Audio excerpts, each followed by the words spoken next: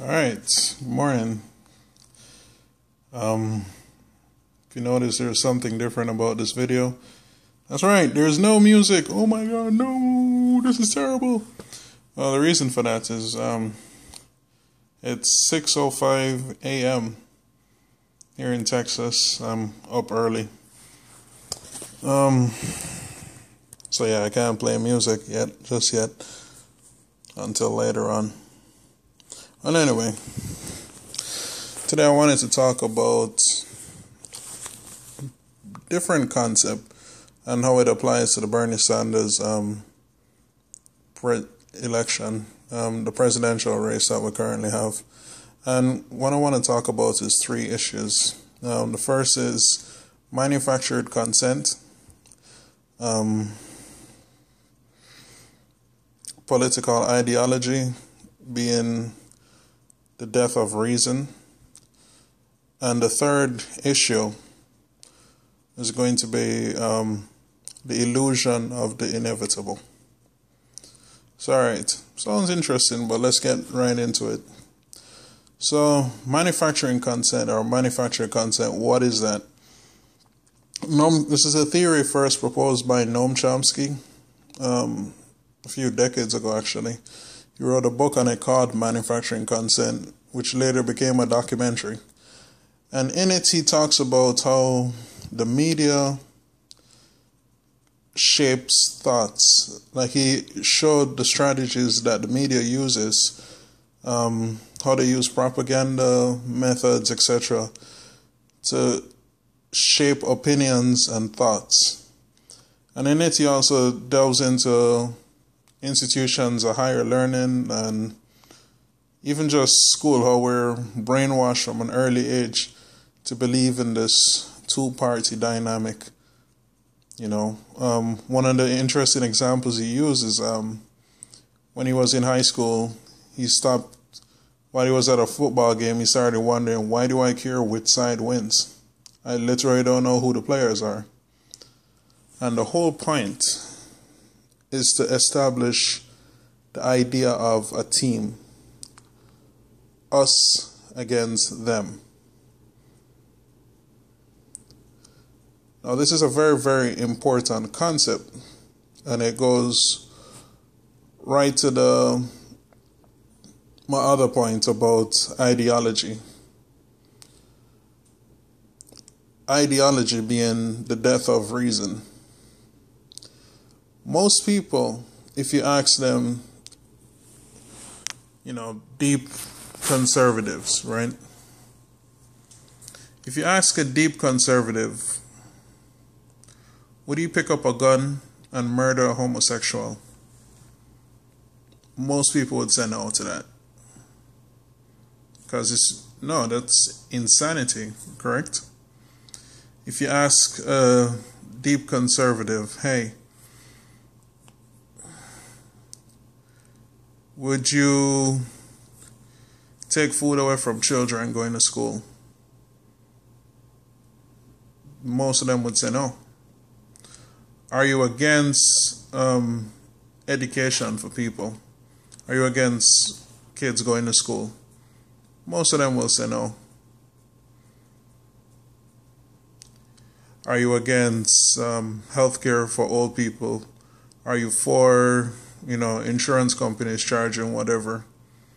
Most people, if you ask them issue by issue about stuff, will agree with you or will agree with the message that Bernie is saying 99% of the time. Nobody loves their insurance companies,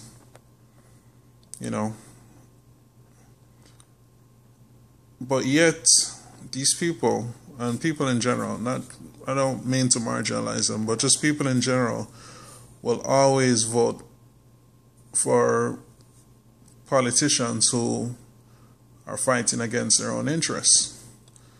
Why is that? It's an interesting concept to think about. And Noam Chomsky proposed a solution. First, it's the idea of the team mentality, following the rules. This is how it's supposed to be. You're not supposed to ask questions. That's buried into us from a very, very early age. And then there's the role of the media, which is very powerful because they shape what people think. I remember one day, it was really scary. I was talking to somebody, and while talking to them about some issue, I started noticing that I was saying the exact talking point, word for word, that I had seen a journalist make on TV. I didn't have my own idea. I was just recycling an idea that I'd heard. And that's a crazy concept to think about. But the media is extremely powerful at doing that, shaping narratives and influencing thought. Now, how does all of this apply to the Bernie Sanders campaign? Right now, the media is manufacturing an illusion of inevitability. Hillary Clinton is undefeatable. She's more funded, she's more organized, she's going to be the party nominee. They haven't yet chosen a president yet. And it's interesting to see if they're going to choose Hillary Clinton or if they're going to choose a Republican. I'm thinking that they're leaning Republican this time because they don't like Clinton. And that was also the reason why I made that video that she's unelectable. And I think they haven't made a choice yet because they don't yet know who the Republican is favoriting, choosing as a favorite, you know. It's definitely not going to be Donald Trump, although that would be interesting. The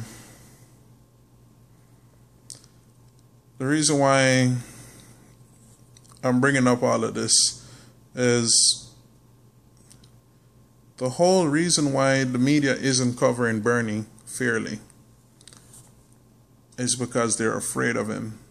Because him winning will have huge ramifications.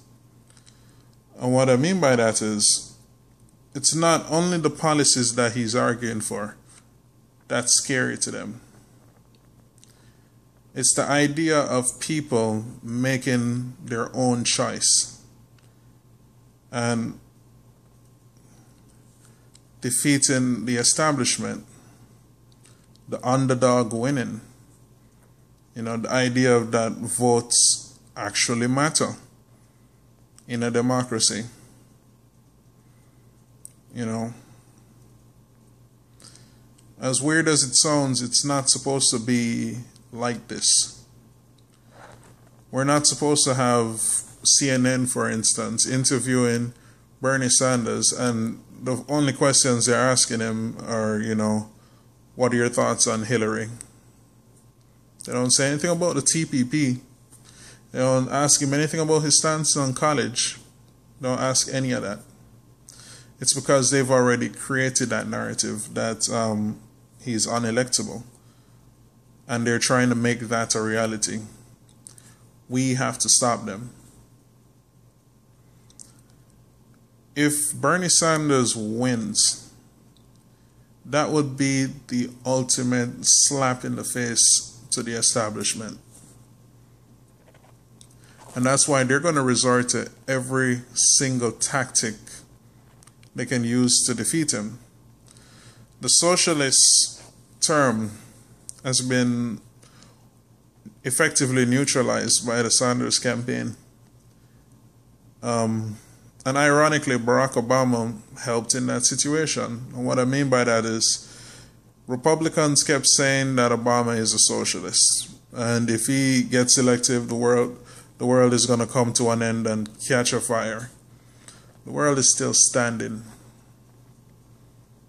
And yes, people are dissatisfied and shit, you know, we didn't get enough change. We did get some, be fair to him. But he could have and should have done a lot more. you know. But they painted him so extremely that for them to come up and say that Bernie is a socialist and all of this scary stuff's going to happen, it's not going to have as much of an effect, if any, this time. So the tactic that they're resorting to is to just completely discredit his campaign and discredit the people supporting him, where the numbers that he's drawing, his supporters are insignificant. They don't matter. They're the fringe element of the Democratic Party. They're only in college towns and whatever. When the reality is, for the first time, you're seeing a movement of people who have never voted,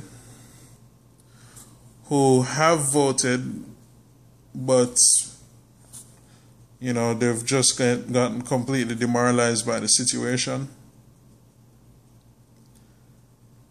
And this movement is unstoppable. The only way Bernie Sanders loses is if we fail. And you have to understand that. We have the ability to make change happen. We can make a difference. They will try to use political wranglings. They'll try to use obscure laws, rules, and stuff to try to make him be defeated. And the only way that we win this thing is that we have to totally dominate the primaries. So what I mean by that is we need a complete sweep. Every single state where a primary is held, Bernie Sanders needs to win it.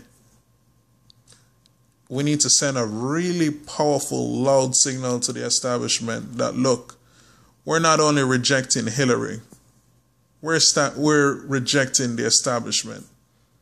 We're rejecting the way how things were. We're rejecting the status quo. We're not buying into the illusion of inevitability. We are shaping our own destiny.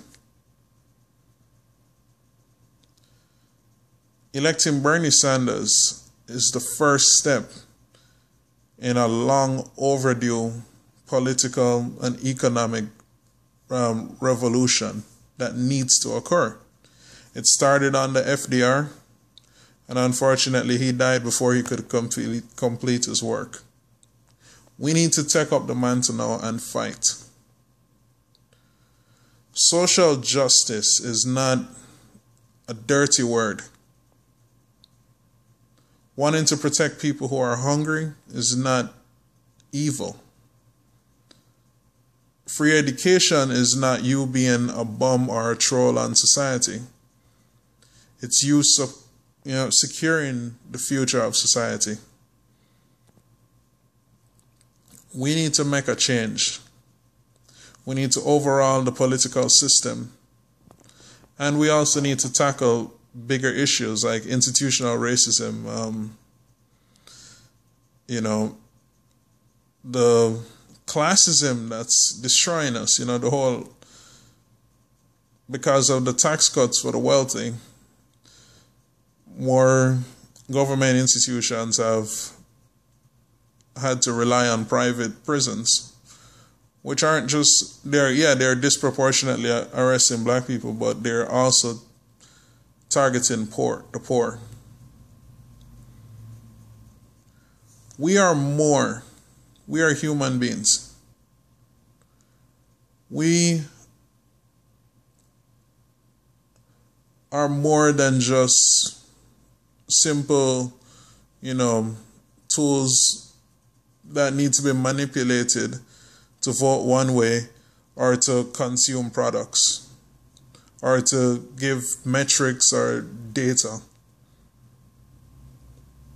That's not what it means to be human. And the revolution to take back and change this whole concept, it begins with us rejecting the establishment and saying no. It begins with Bernie Sanders, but it will not end there. And now is the time.